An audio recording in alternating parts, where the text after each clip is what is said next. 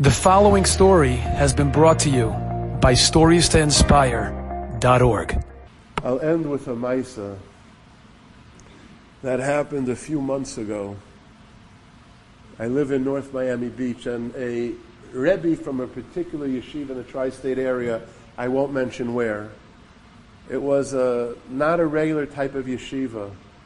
It was for boys who unfortunately were totally disconnected, left the ways of Yiddishkeit, and this Rebbe was a super Rebbe, just trying his hardest. And so he called me and he told me that he promised them for doing whatever it was a few days in Miami, but it wasn't part of it. Part of the trip was not to really include anything religious at all, different activities, whatever it was. The Rebbe was going to be with them, but he wants to ask them if they would be willing to come and get a shiur or a shmooze from me. Would I be willing? I said, of course.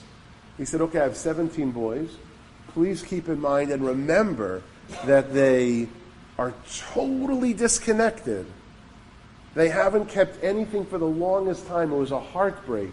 17 of them. I said, my pleasure. Now that week I had an extremely tight and pressing schedule. It was on a Tuesday night. I said, I only have 15 minutes. I'm sorry, I don't have more. 15 minutes Tuesday night before a bunch of shiurim. You could bring them. He was thrilled. I come to shul. I'm ready for the 15-minute shmooze. And the Rebbe greets me in the hall of my shul. He says, is it okay with you? Not everybody showed up. And that's fine. I'm not a numbers person, Torah is Torah. No problem.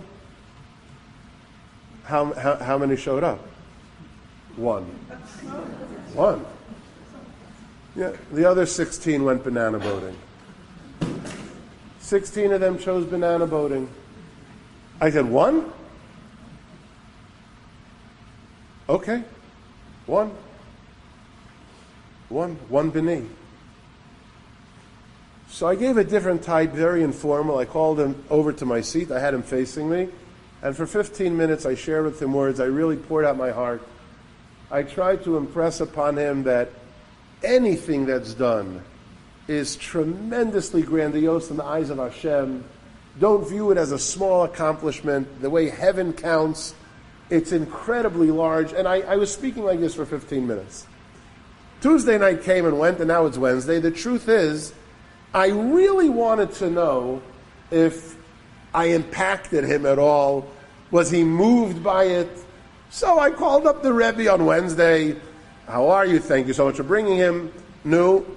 How was it? So he said to me, and I quote, the boy I brought loved it. I melted. I felt so good. Loved it. Was there anything in particular? He said, yes, the cat. I said, the cat? I didn't speak about a cat. He said, I know. In the front of your shul, you have a cat that sits there. And he loves cats. And he stayed for about an hour and a half petting the cat. He loved the cat. I said, no, I mean about me. Was there anything that I said that impacted him? The cat. If you visit me in the shul, you'll see we have a cat that's literally there. He now becomes the most famous cat in the world. He's there day and night. Maybe a Gilgul. He's always there. The cat. I went away for Shabbos. I was getting ready for Shabbos. It was by the Project Inspire convention. And my phone rang right before leaving to Mincha. I picked up. And it was the Rebbe. He said, you remember me? We spoke 2 days ago. The first thing I blurted out was, the cat's not for sale! Not for sale! And he says, I want to tell you before you go into Shabbos. Remember the boy? I said, of course. He said, you know how disconnected he was. They haven't kept anything for the longest time.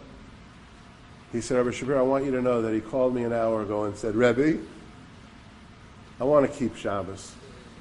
Can I come to your house for Shabbos? I was thinking long and hard about what Rabbi Shapiro said, those 15 minutes. It's not such a small thing, it's a big deal. Can I come for Shabbos?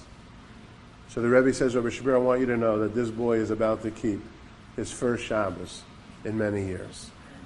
That's the way we have to speak to people. Bini and Shalom. Enjoyed this story? Come again. Bring a friend. StoriesToInspire.org.